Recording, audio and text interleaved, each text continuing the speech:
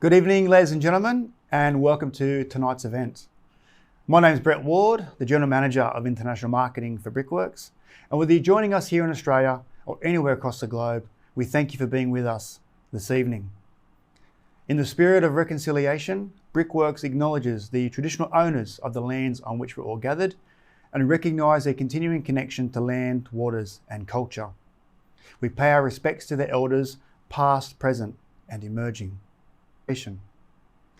But before we hear from Stephen, I'd like to share with you a range of new products that we've recently released. Our 2021 New Arrivals collection. Thank you again for joining us, and please enjoy tonight's inDETAIL event.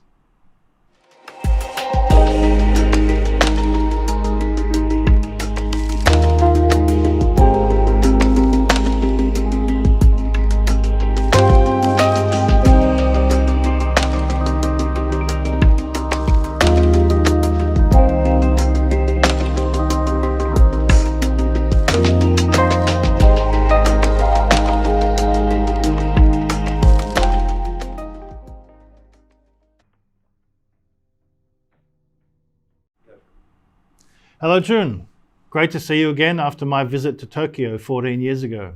Welcome. Jun Aoki was born in Yokohama, Japan in 1956 and graduated from the University of Tokyo in 1982. After working with Arata Isozaki, he founded Jun Aoki and Associates in 1991 to do anything that seemed interesting.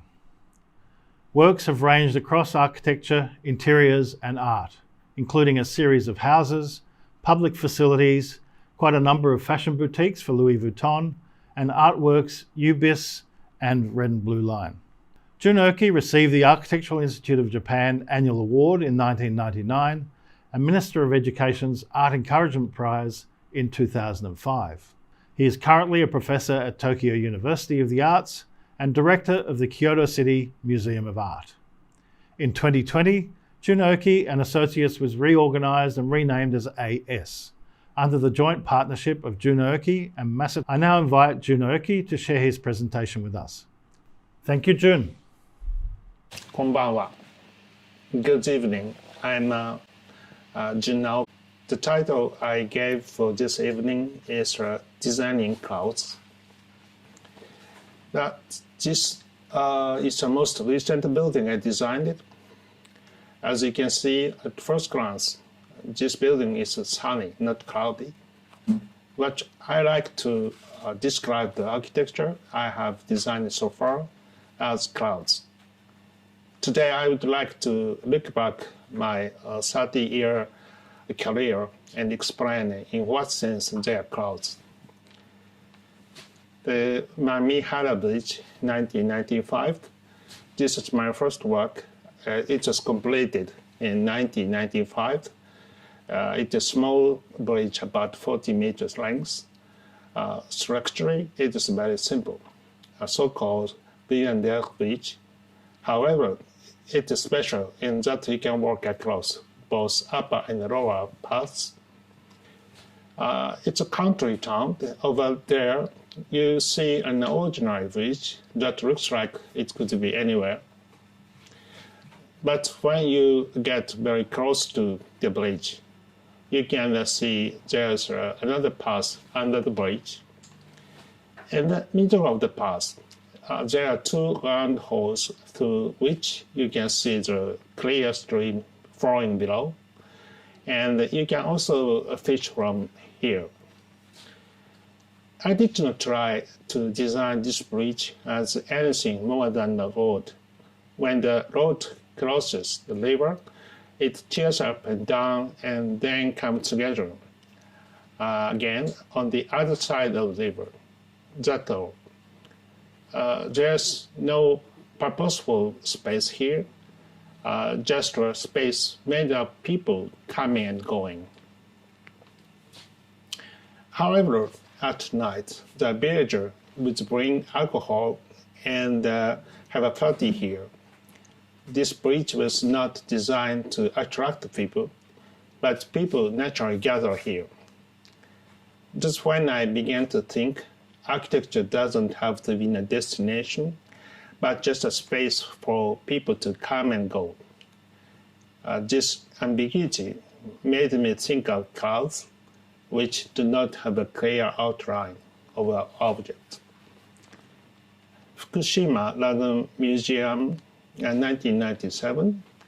2 years later, I completed an architecture made almost entirely of paths or circulation spaces, like clouds. There's no center, just a mass of intertwining paths. This is a diagram of the architecture broken down into the constituent elements. As you can see, there are almost no functional rooms, but rather a flow space consisting of spiral ramps, spiral stairs, and a pedestrian bridge. Of course, there are exhibits about lagoons on the spiral ramp, but lagoon itself is the most important exhibit in this museum. As you go up the spiral ramp, the view of the lagoon changes dramatically. I can say that this architecture is like clouds of tangled fibers. Let's summarize a bit here. There are 2 main types of artificially created spaces. One is a space where something is specially supposed to take place. In other words, a space with a purpose. A space that can become a destination. The other is a space to connect between those destinations. There are spaces with a purpose and space without a purpose that just connect them. In cities, the former are the buildings and parks, and the latter are the roads and traffic that connect them. In architecture, the former are the rooms, and the latter are the corridors and the stairs that connect them. In both cases, the former is there, and the latter is supposed to be there to make it work. However, at the beginning of my career, I thought of creating an architecture made only of the latter, and I named it the circulation body. A purpose-built architecture would be meticulously constructed to efficiently serve its purpose, and it would be like a machine or a crystalline object. However, circulation bodies of space made up of the only spaces without the purpose, a space created for just people to move around. Therefore, the form is not created by its own internal will or intention, but is determined by the circumstance of the place. I think I can say it's like a cloud. Aomori Museum of Art. This is a prefectural art museum in Aomori, in the northern part of Japan. It is a museum that deals with all aspects of art, and it just so happens that next to it there's an important archaeological site from the Jomon period, the prehistoric period of Japan. When you go to the archaeological spot, you will be impressed by the excavation trenches that have been dug. I try to use this peculiar landscape for the architecture of the museum. This is my first sketch.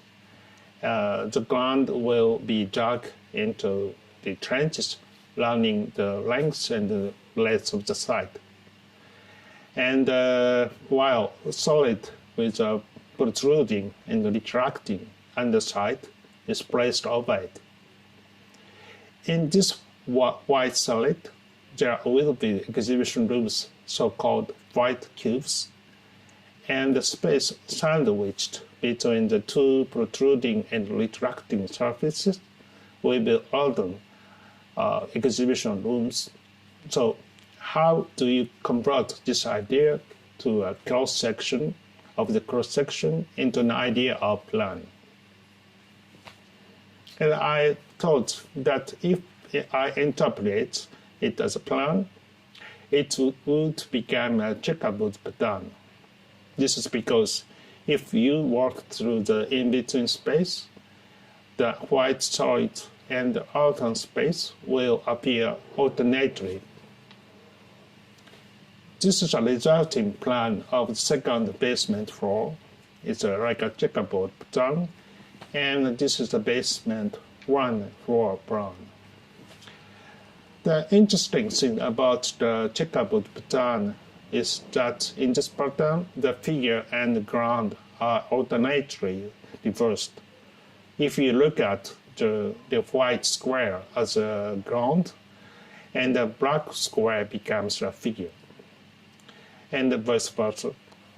And this perpetual alternation makes one feel dizzy or other incomprehensible or intoxicated. In winter, the land is covered with snow. The white solid assimilates with the snow. On the wall of the trench shows the color of the earth.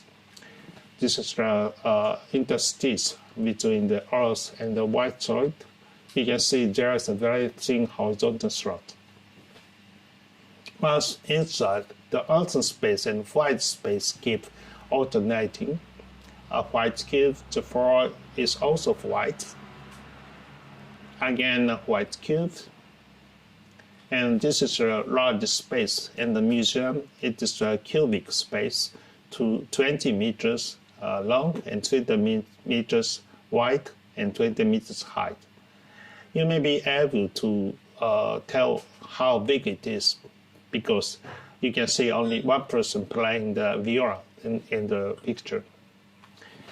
It's hard to get the sense of the size from this photo, but hanging on the wall is a backdrop by Marc Chagall. Experiencing this spacing is an incomprehensible, elusive experience. And I think the elusiveness is similar to that of clouds. Louis Vuitton, Nagoya, Sakai. Back and forth, 5 years before the completion of Aomori Museum of Art, I started working for Louis Vuitton. It all started suddenly in the early summer evening of 1998 when I received a telephone call at my studio from the headquarters of Louis Vuitton Paris, asking if I would participate in competition to build a little building in Nagoya, Japan. I was given a deadline of 1 week, and after I managed to come up with a proposal and submit it, and I was selected and asked to come to Paris immediately. And when I got there, I found out that is a day after the final of the World Cup soccer tournament in France, and so which France won, and I was so frustrated I will never forget that it was 1998. Be that as it may, this design was inspired by a substance called air gel. This material looks like a gas, but it is actually a solid that is more than 90% air. This is the word volume. There's a word volume. It can be used in reference to fluid substance that does not in itself possess a form. As in a volume gas poured into the room, a liquid or a gas cannot in itself be a volume. A volume of substance, such as gas, requires a container, such as room. This architecture cannot be pure volume in the literal sense, but the air gel seemed to have achieved the impossible. And it is very attractive. I wondered if such architecture could be created. What I came up with was to use a moire effect, make the exterior walls double-skinned, apply the checkerboard pattern to glass on the outside. Also, the wall 1.2 meters behind it will have a checkerboard pattern. This will create the phenomenological pattern that is not really there. This phenomenological pattern becomes smaller as you get closer and larger as you get further away. In other words, the pattern moves. The building is located at the corner of a large intersection. This doesn't seem to happen anymore. But when it was built, I heard cars stop at the traffic lights would sometimes hit the car in front of them when they're starting up. I'm not sure, but it seems to be because it looks as if the building had moved and the driver's eyes are drawn to it. A rectangular volume of air or mist without a container, it is literally cloud. Louis Vuitton Omotesando. This store is located in a Jericho tree-lined street called Omotesando in Tokyo. I wish to correspond to the delicate texture of the leaves, so instead of glass, I decided to use a material fabric consisting of fine texture for the exterior walls. The architectural concept was to randomly stack Louis Vuitton trunks on top each other. I wanted to go from box to box, just like Alice in Wonderland, falling down the rabbit hole, and continuing to climb, in this case, from one magical world to the next. Again, the exterior wall is made of phenomenological moire, but there was behind the fabric is not pattern. Instead, I made the wall the bronze-colored mirrored surface so that the moire is created by the interference between the fabric and its image on the mirrored surface. On the first floor, there's an interstice between the trunks, which is a glass since the soffit is mirrored, and the interior events are shown upside down on it. Nonetheless, the ceiling amplified the greenery in front. It was not until the completion of this building that Louis Vuitton began to display stacks of trunks. White chapel. The idea of a volume of air with a shed with a container started with the design of the Louis Vuitton store. However, the idea was to look like that, not exist like that. So when I was asked by Hyatt Regency to design a chapel as a wedding venue, I decided to realize volumes of air with a shape that exists as such. For this reason, I first studied solids that can fill any space. Of course, a cube can fill a space, a sphere can also fill a space. Also, it will have some gaps. While I'm doing this, I came across a truncated tetrahedron. This 3D object can be stacked upside down with no gap, and so it can make it fill any shape of the space.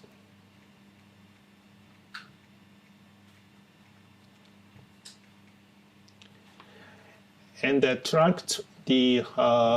truncated tetrahedron is made of 4D hexagons, And we can rephrase these hexagons to the circles, the rings, like this.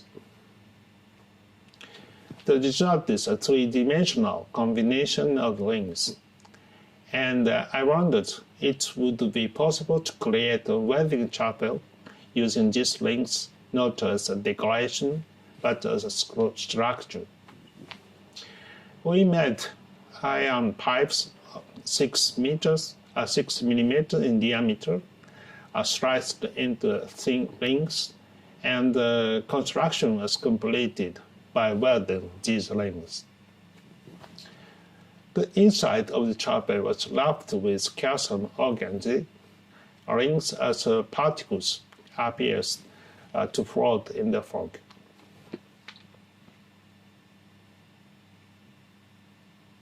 HIA-RM building. Referring to Aomori Museum of Art, I talked about the attempt to create an architecture that has a form, but it's difficult to grasp as a whole. The elusiveness has been tried in a different way.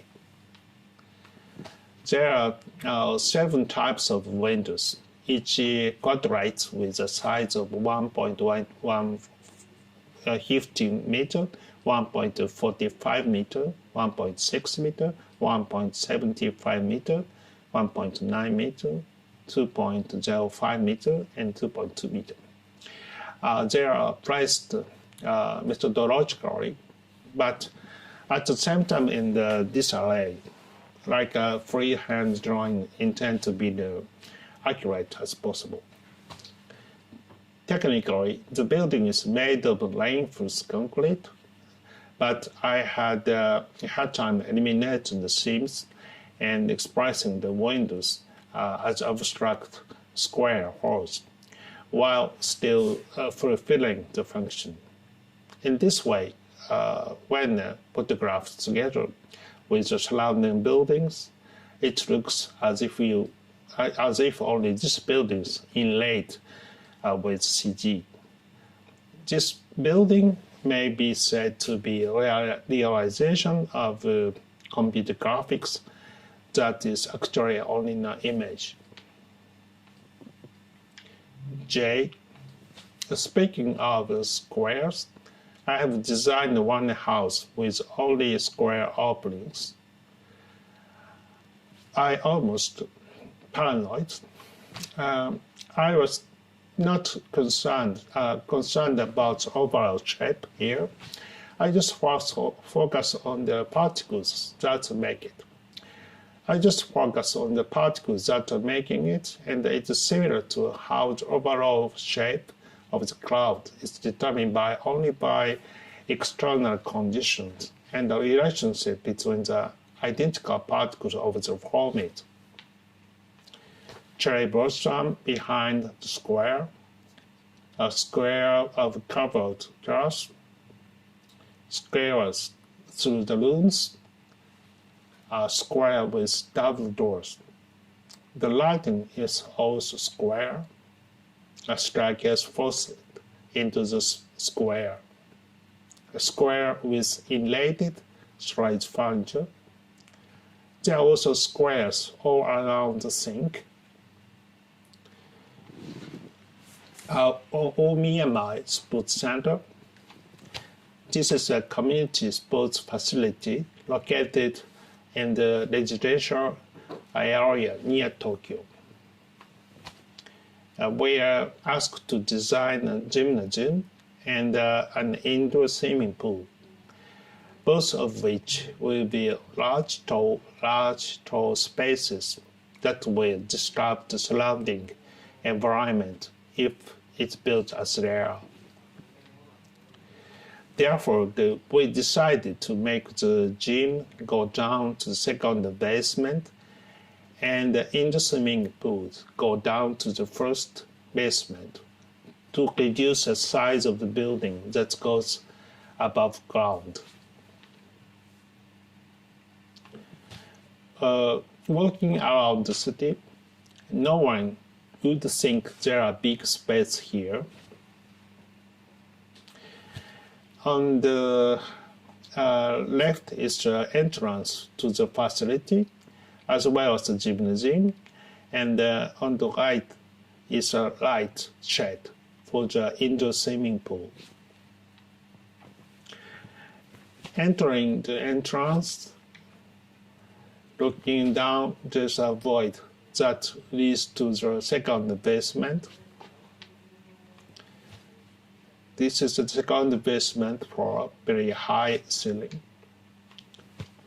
The indoor swimming pool on the first basement floor. A gymnasium on the second basement floor. It is a little difficult to describe this architecture as a cloud, but here again, the indifference to the overall form and the circulation space leading to the destination is more dramatic rather than the destination itself. The destination is a gymnasium. Kyoto City Museum Art. This architecture also difficult to describe as clouds.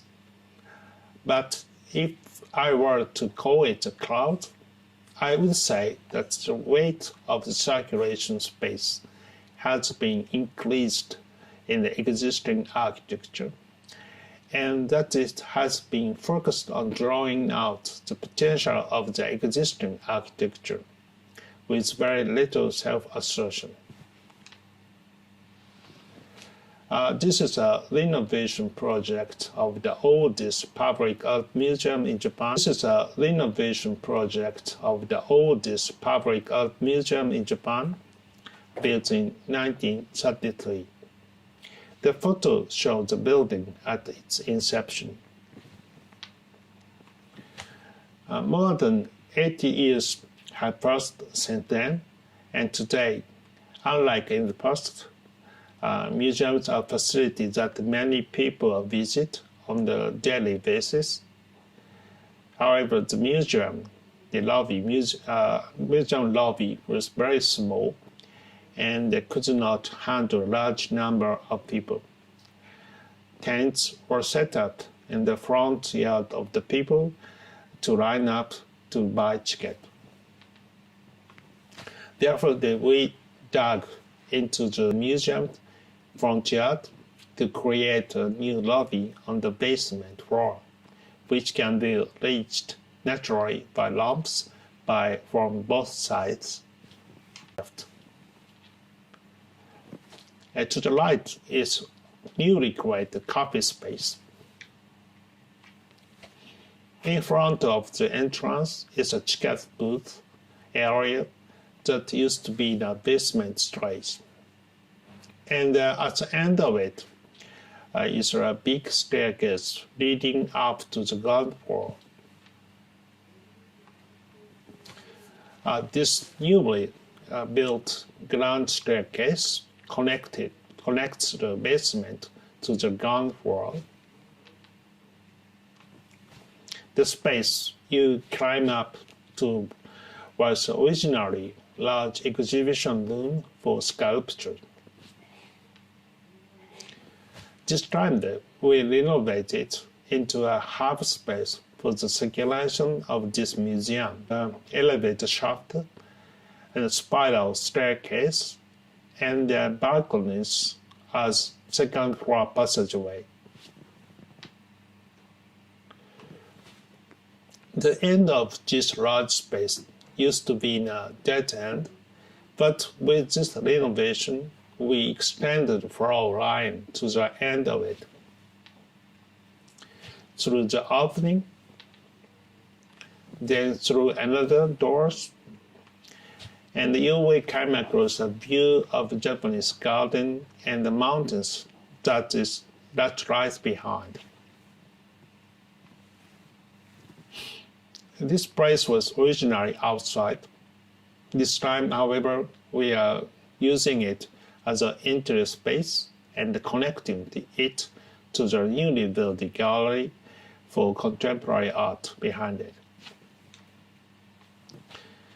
A new gallery for contemporary art. This is how we create the free path through the center of the museum.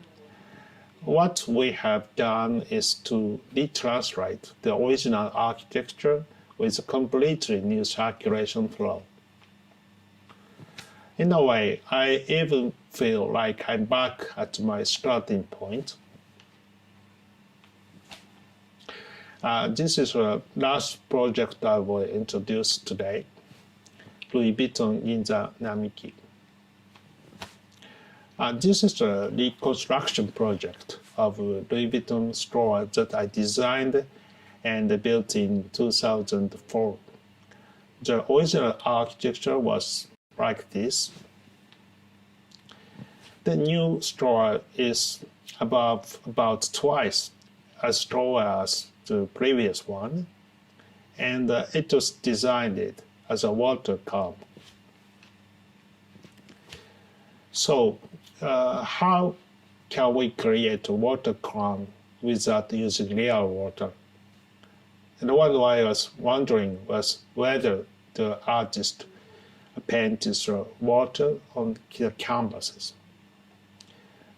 This is the painting called La Grenouillère by Claude Monet, in which the water surface is depicted realistically. This is an enlarged version of this painting, but it doesn't look realistic. It is just a few colors on the canvas. This is a painting method called divisionism.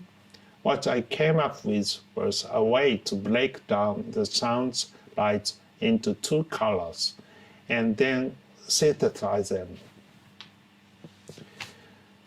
This is a little bit complicated, but this is achieved through a process called dichroic processing. And in this process, metal is spotted onto the surface of the glass to create a glass that reflects only in a certain color.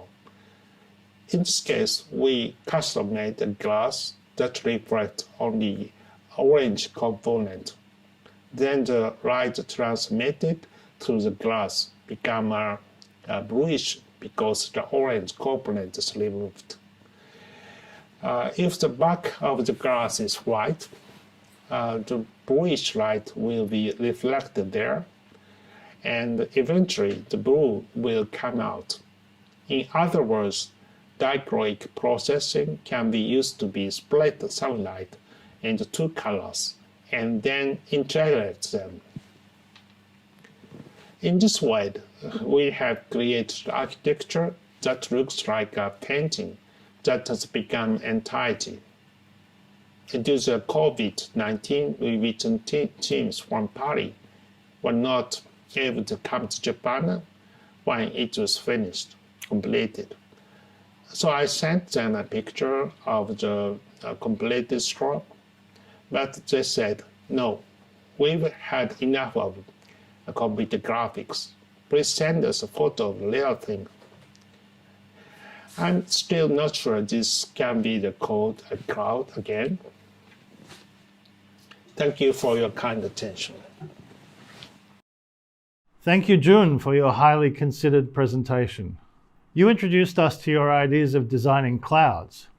However, to create a cloud-like experience, you've had to harness finite, solid materials, as you explained. There's a difference in the brick particles of the Aomori Art Museum walls and the double glass wall moire patterns at Louis Vuitton. Can you explain a bit more about how you have harnessed these different materials for your cloud approach? Well, certainly clouds is fluffy, but architecture is very rigid, very different. But I also believed that the cloud can be seen as a concept with a broader meaning than clouds itself.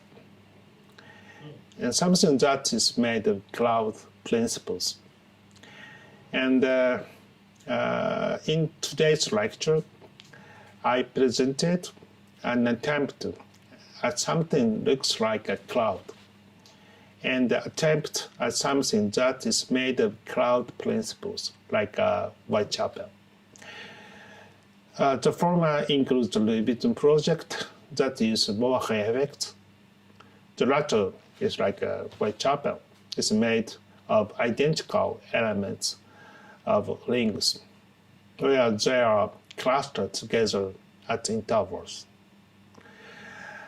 Other projects, such as Aomori Museum of Art, have used clouds in the abstract ways. I believe the cloud is a very expansive keyword that includes things that don't look much like clouds. No, I did understand it was a more conceptual explanation about your thinking behind the project, so that's fine. Thank you. So for me, this cloud, the concept is very wide, the widespread meaning, and so many times I find that what I am doing is very similar to the cloud idea. So how has this now evolved into your latest Louis Vuitton Ginza Nakimi building? What did you learn about glass, apart from what you explained? What did you learn about glass as you worked on this building? No, this is a very difficult question to answer. But anyway, I like formative architecture with a clear shape. But on the other hand, I also like architecture with an indistinct and ambiguous space, shape. In fact, I think that I prefer the architecture that does not have an intrinsic logic to determine its own form. And this is why I have gradually become aware of clouds. For Louis Vuitton new Namiki store, I have no intention on the overall shape, but my interest was shifted completely to how it appears as a phenomenon. And glass is one of the very basic materials that can be used in architecture. But I believe that it still has a lot of potential. Originally, glass had multiple latent characteristics. For example, in our early days of modernism architecture, glass brought out the character of transparency or dematerialization. However, standard glass in churches is not transparent and is very materialistic. So I believe there is a hidden characters in glass that has not yet been revealed. You mentioned that the new Ginza building replaced a previous design of yours. It was one of my favorites, using Indian alabaster embedded in concrete, creating a wonderfully translucent veil. And I suggest that our audience look that one up on your website. It's very beautiful. But this leads me to my observation that your work has always cared a great deal about details and materials. From your smallest to your largest project, the materials and details are impeccably considered. Can you please tell us more about your investigation into materials and the importance of details in your work? Well, the architectural details have both engineering and aesthetic these aspects. And both of them are interesting to me, but I'm more interested in the aesthetic aspect, especially the fact that even small differences can make a big difference in the way it looks. Architectural details have those engineer that's why the most of the studies in my studio are focused on finding the most appropriate states among the subtle differences. And for example, we studied this new Louis Vuitton in the Namic store about 2 years to develop the color of the glass and develop the curvature of the glass and the detail of the joints. As you remember, there you cannot see any of the frames around the glass. This is a very seamless jointed, and so we need to develop these details to make it looks like just a water cloud. The Kyoto City Museum of Art is the first project of yours involving an existing historic building. You mentioned that it may not be viewed as a cloud, but I might suggest that you've created a cloud that the building can float on. I just wonder, how did you approach this kind of historic building in the way that you work?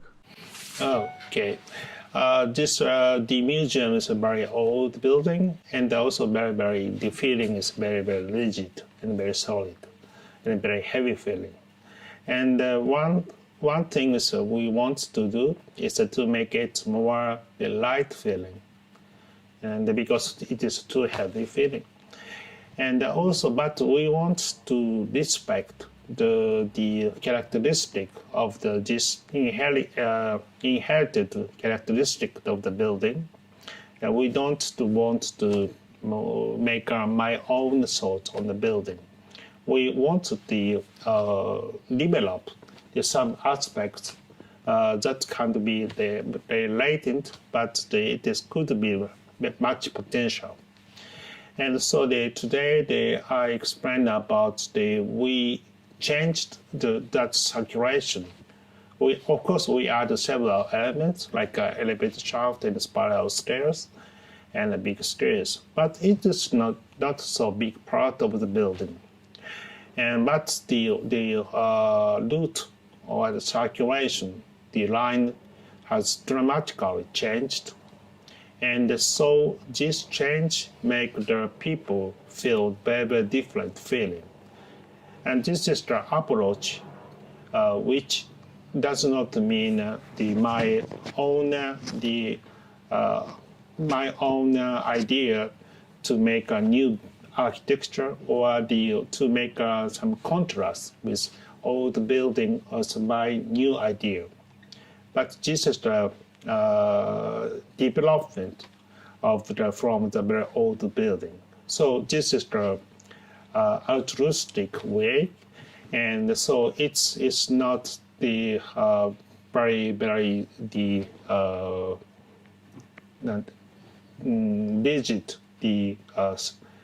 approach to the architecture, but this could be said like a cloud approach for me. And finally, as I mentioned, you recently changed your practice and formed a partnership with Masatoshi Shinagawa. Can you tell us a bit more about how you now work together? I started my own studio about 30 years ago, and but from the inception, this is not one person of my eye designed the architecture. Our team designed the building, and also our team construct the building. There's the teamwork, and so I don't like to have the name of the Jun Aoki and associate like these names can make feel only Jun Aoki designed the building, but this is not correct. And so I wanted to change the studio name to the more arbitrary name, or the more abstract name.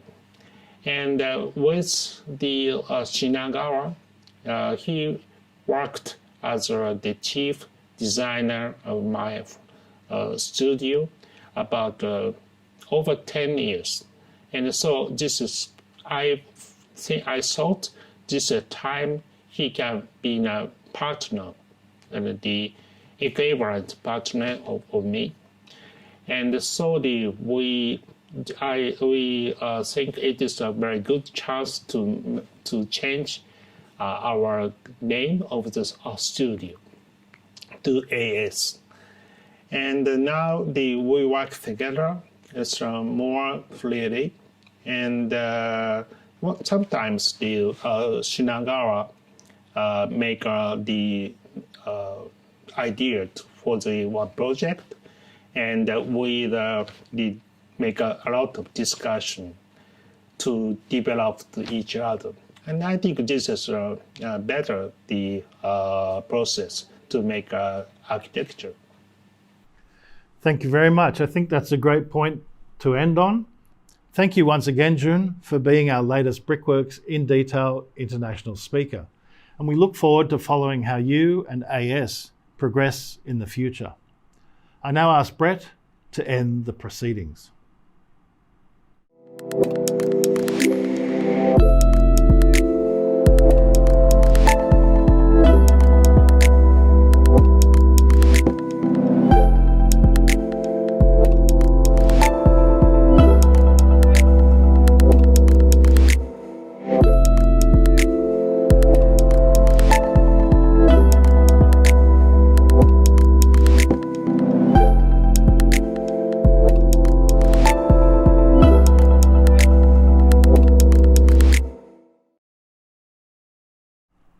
I'd like to thank Jun again for taking the time to share his work and his thoughts with our audience.